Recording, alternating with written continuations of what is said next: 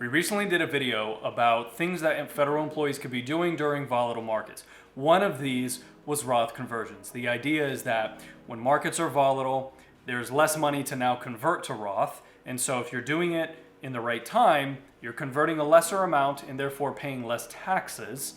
And then over time, if you're reinvesting that properly in the Roth, you get to ride the markets back up over time, completely tax-free. Now, this concept seemed to resonate with a lot of you. So today we're going to talk a little bit about the complexities of doing it and some of the things you need to consider to make sure you're doing it correctly. First, let's talk about what a Roth conversion is. You have money inside a traditional account, so that's either the traditional TSP, traditional IRA, traditional 401k, any of those, and you're taking some of that, converting it to move it towards a Roth. Now in the Roth, it's going to be totally tax-free. The challenge is that when you do the conversion, you're paying the taxes in the year in which you do this conversion. The reasons for doing this are many. You don't have RMDs on your Roths, although your heirs will, but different story. As a legacy tool, it goes completely tax-free, so that's really nice for anyone that's inheriting those assets. You could also be potentially reducing your taxes to the tune of tens of thousands of dollars over your lifetime. There's a lot of interesting ways to utilize the Roth. The point is, if used properly, the Roth can be an incredible planning tool to families who are doing it smartly. Now, there's some rules and considerations that you really need to keep in mind if you're going to do a Roth conversion, and we're going to talk about what these are. The first concept is to understand that the Roth cannot be done, a Roth conversion cannot be done from within the TSP. Okay? Most retirement accounts won't allow this. You can't move it from the traditional component directly into the Roth. You have to first move it from the traditional to an IRA, and then from the IRA to a Roth IRA. So I'm going to illustrate what this looks like. So let's look at this together. You have your retirement account, whether this is your TSP, a 401k, 403b, whatever this is. 403b. Okay, and then you have your traditional IRA as well as your Roth IRA. The number one thing you don't want to do here is you do not want to take the money and move it straight to the to the Roth IRA.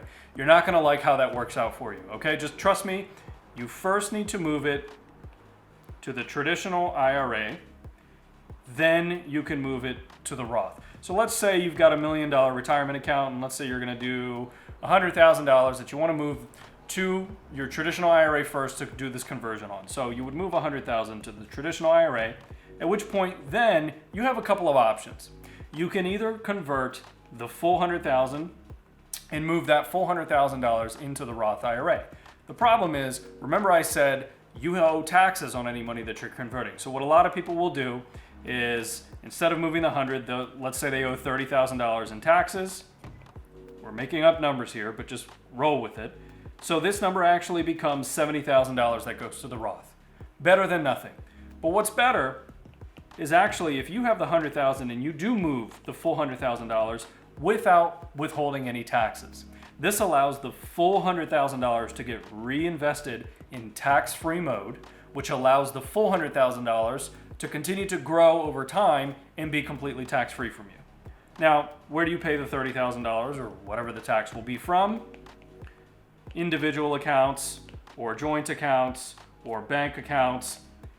Really, anywhere that's not a retirement account. And actually, this is the preferred method of doing this because it allows you to capture the most growth potential that you have inside your Roth by moving more money into the tax-free status.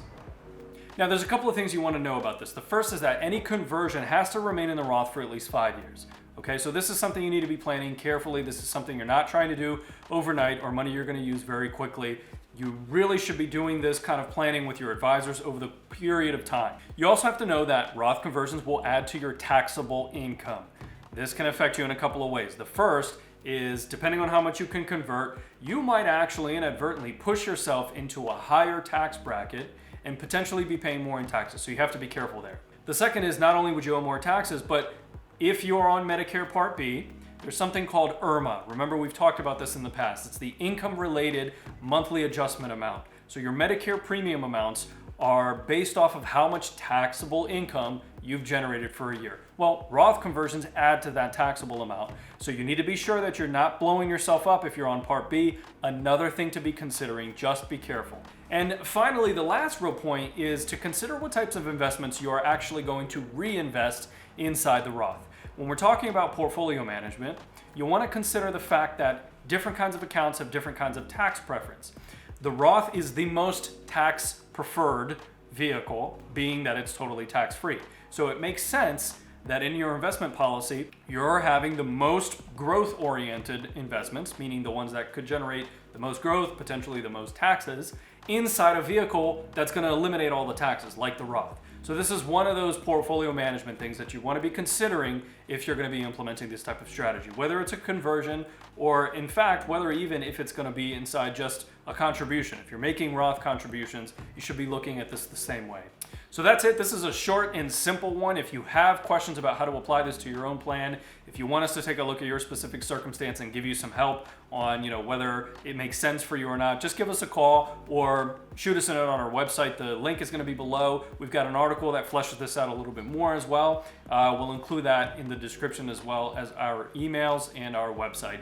And if you found this video helpful, do us a favor, hit the like button, share this with one of your friends, perhaps even consider subscribing to the channel. This is the type of stuff we're going to be putting out in the future so that we're helping federal employees make better financial decisions. Until then, we'll catch you next time.